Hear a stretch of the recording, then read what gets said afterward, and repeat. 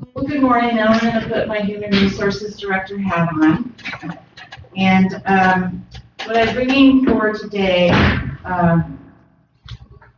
is this request so a little background. So there was discussion, I think, in the Sheriff's Department that one of their employees, the Special Ops Sergeant, wanted the name change on his job description to Lieutenant. And this was, I think, HR was contacted. I was on my approved medical leave at the time. So Cindy was contacted, and there was some emails back and forth, but ultimately it was like, no, we cannot do this at this time. I think where there's a fall down here in the understanding is that anything that's changed on a job description, including the title, is a change to the job classification. And it needs to go through the proper procedures. It would need to go to HR Director to review. The Director moves it through a meet and confer with the association, and then it comes back to the Board of Supervisors for final approval. That did not happen. Apparently, this position the title has been changed. So on the emails, the individual is addressed in meetings as lieutenant. In the emails, he's signing as lieutenant. I think he has business cards that he's a lieutenant. And what I tried to explain to this individual is that you just can't arbitrarily change a job title. It affects so many things. First and foremost, it's the job classification. The job classification lists all of our approved job descriptions. CalPERS looks at that. It also affects the pay schedule. CalPERS looks at that. It also is in our position allocation, which goes into the board or to the state with our final budget. So there's 3 documents here that are critical to the county: position allocation, job classifications, and the pay schedule. So in order to make a change to a title, it has to go through the formal process. We did the reorganization that Sherrif Johns asked the board to appoint me or direct me to do the reorganization for the Sheriff's Department, which I did, and it went to the association, the Sheriff's Employee Association, and they did not pass it. So there, I think the employees are making a statement that they didn't agree with these changes and they want to leave it status quo. So now we have somebody who's changed their job description or job title is going by lieutenant. It brings into question to the employees is why was this changed without going through the proper channels? And what's to say that this person could come back later and say, well, I've been working as a lieutenant, you owe me more money, because that should be a higher position than the sheriff's position, or sergeant position, excuse me. The one thing that they did provide was a letter from the association stating that they didn't have a problem with this change in job title. And it's signed by those board members of the association, which includes the person in question changing the title. And just a reminder, job classification updates need to go through the HR director. It's in personnel rule number 5, where 502 to be specific, reclassifications and reallocations. I do it once a year where I'll take requests in January. We know that I do that more often. I just don't wait for January to come around, but I try to move these types of requests forward as needed. And the bottom line here is that, it involves Sheriff Johns, and I can't talk to you in closed session because he's an elected official, so that's why I have to bring it forward into the public meeting. I think I hit the key points, but if there's any questions or if anybody wants to add anything. So, the individual who is self-identifying as a lieutenant, they occupy a position within an employees association where they would be profusely aware of the process by which you change the title of the position. That's my understanding. Todd, how long have we had a lieutenant? When did this start? Pretty close to the middle of the fire. And I'd like to make some comments if I could. So, the reality is that I'll apologize to the Human Resources Director. This is my doing. It isn't the doing of the lieutenant. Essentially what happened was, near the beginning of the fire, I identified the fact that I needed the ability, well, let me go back. I had had previous discussions with the Special Operations Sergeant about changing his title only to lieutenant. It was, as you know from our previous discussions, I was interested in having lieutenants and captains. Yes, the board, or I should say the association, stated that they weren't interested in doing that. So my intent was to have the classification or the name change only. What was brought to the association was the job title and what that person did. It was going to be considerably different. In this case, it's just merely a name change. The background behind the name change is that we have deputies, we have sergeants, and we have a special operations sergeant, and then obviously patrol commander and undersheriff and sheriff. When you have a gray area between sergeants, so in theory, a special operations sergeant, it would supervise or could supervise or outranks a sergeant, but they still have the same name, sergeant, even though there's special operations in front of them. So the intent here is solely the fact that there's this clear chain of command so that if the special operations sergeant or lieutenant is working, or I have him doing a special detail, sergeants know that's the guy that they answer to. That's the reality of it. There's no change, or there was no intention of changing the classification as far as his pay rate, anything like that. But it sounds like there is a change in authority.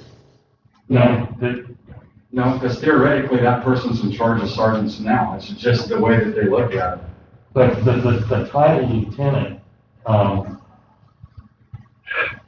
and goes with, you've got prior military, Supervisor Sherrif, there's a distinct and recognized difference between a sergeant and a lieutenant. Correct, and that's the goal. But to say that there's no change in duties, requirements, or wages, but there is a functional change by authority and title. And if there isn't any change, then why the need to relabel the position?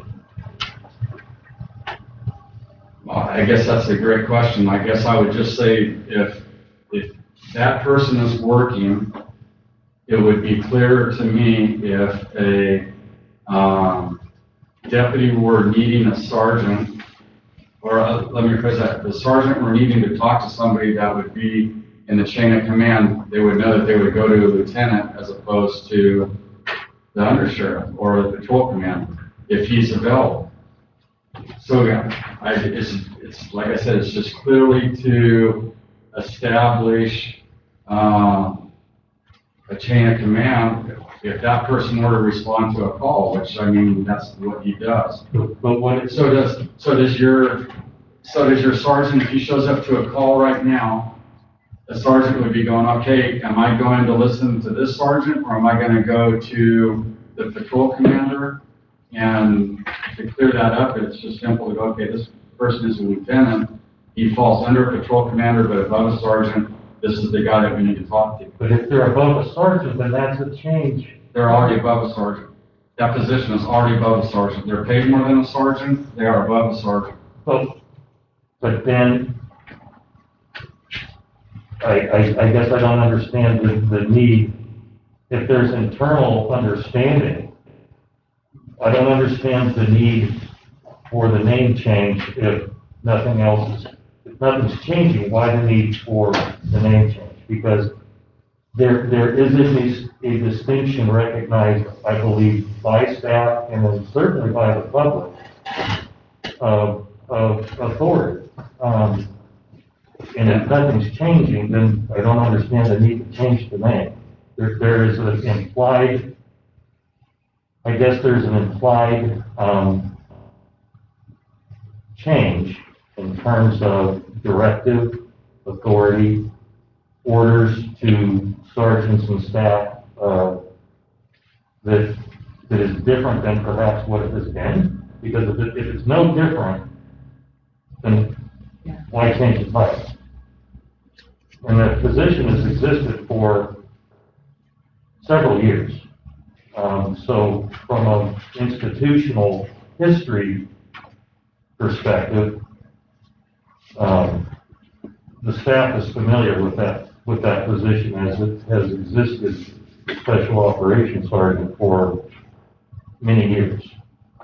I would just say that it's not that clear. I can make it clear with the memo, but it's tough to continue with the memo every, a sergeant may not necessarily look at it the same as you would think they would look at it. If I have a sergeant that is having issues and I tell the special operations sergeant to go and deal with that issue, they're going to look at that much differently than if there's that clear distinction of this person is ranked higher than I am. They don't have the same job title. Supervisor Sherrif, you've got a little bit of history. What are your thoughts? I disagree with you, Sheriff.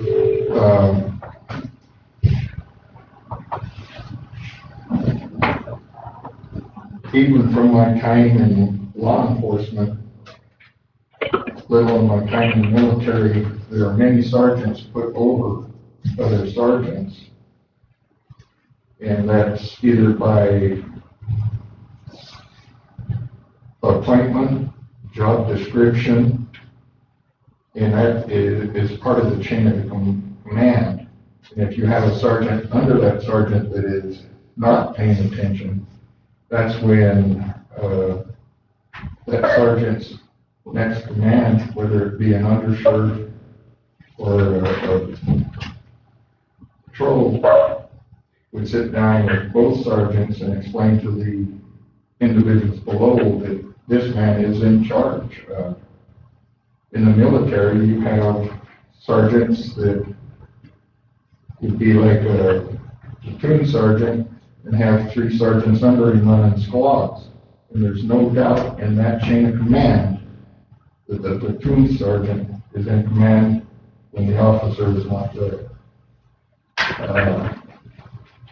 You have a position there that is as a sergeant for your special ops. By changing the name title in the civilian world under HR and everything, that leaves the possibility of wage, job description, and a whole lot of other things that have been brought up, and that I feel that the Board of Supervisors need to listen to the direction of HR, and there is concern that eventually the individual, not the individual, but whoever was filling that, being called lieutenant, and that then expects other benefits that come with that title. If your sergeants don't understand, then you need to do a memo to make it plain to them. And it's not that you have to do a memo every time, but if there's somebody that's doubting the authority that you've given that position, it needs to be cleared up with him, not by handing him a different title, but keep it within the structure that's there, or go to HR and ask for it to be changed through the system that's set up That's my belief. And not to belabor the point, but you took your reorganization, in front of the association and the membership took a vote. It's my understanding that the membership kind of overwhelmingly rejected that reorganization structure with the lieutenant. And from an internal standpoint, the association voiced pretty strongly in opposition to your proposed restructuring. And within a short period of time, you have somebody identifying by uniform, business card, emails, that they're identifying as a position holder of that which the association pretty overwhelmingly rejected. And, you know, from an internal standpoint, that's within the purview of you to address, but I point that out as something that I would consider rather significant in terms of just confusion, morale, and whatever. So I'm happy to change it back, and I can work on that. That'll make it much easier for the Human Resources Director. I will tell you that, yes, the association overwhelmingly rejected my reorganization. I will say they rejected certain parts of it. It's fine. We are not dealing with a bunch of military personnel. That is the only difference between us and the military. When Supervisor Hagwood and I started in the sheriff's office, we had an overwhelming majority of prior military, and now I have an underwhelming majority of military, but it's fine to change it back. I did not believe that this was going to be a huge issue. Apparently it is. So I will do that. I will address it with the memo, and we move forward. I think that the devil's in the details, and that's, there are nuances that probably don't come to everybody's mind, but in human resources, the specialty that is, it does have an impact that may not be clearly recognized by the lay person. Yeah, and most importantly, I think here is what we're really talking about, are like the human resources due diligence to meet the expectations and the law. And when we contract with CalPERS, there is an expectation that we are doing so, and so we can't arbitrarily change job titles because that is not on our job classification, that's not on our pay schedule, and it's not on our position allocation. And those are the things they look at, and that could affect someone's retirement.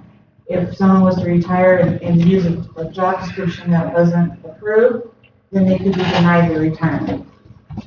And so we just want to make sure that we're following protocol, and if we're to do this, then let's do it the proper way, follow the regulations. Exactly, that's why you have policies and procedures. Yeah. Okay. Any other questions? No. Dana, are you on the line?